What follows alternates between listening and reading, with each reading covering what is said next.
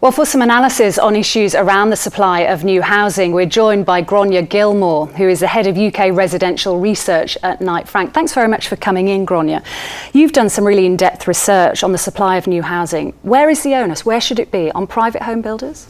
Well, that's currently what we have at the moment, and we can see that there's been a real change in that trend over the last 3 decades or so. Back in the 60s, 70s, a lot of house building was actually done by local authorities, what we would now refer to as council housing, but that has just tapered off right into the kind of mid-80s, and now really it's private home builders who are providing the majority of homes right across the country. So realistically, what do you think needs to change now to build new homes?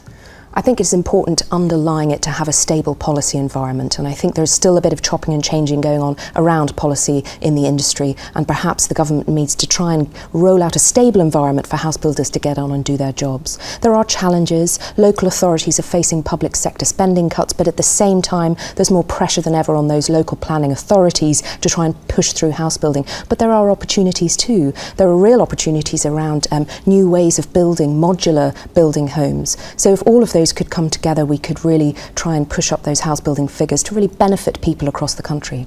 And when we look at London, there's such a crisis in the capital. That's a different kettle of fish, isn't it?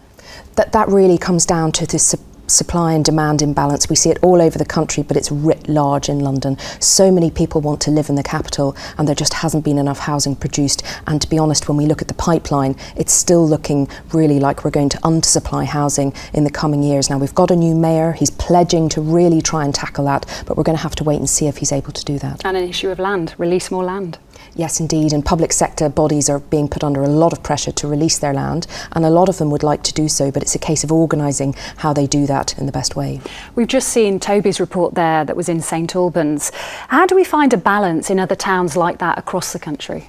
It really is a difficult challenge, because there you see someone who lives in the town and doesn't necessarily want to develop next to them, but then you see the first-time buyers are really challenged to get onto the market. So there has to be a balance struck, and everyone needs to be engaged, and I think house builders are doing this more and more. They're engaging with the whole community, not just the people who already own homes, but the people who want to have a stake in the community, and that's people who haven't yet bought their first home. Grainne Gilmore, thank you very much. Now back to Natasha.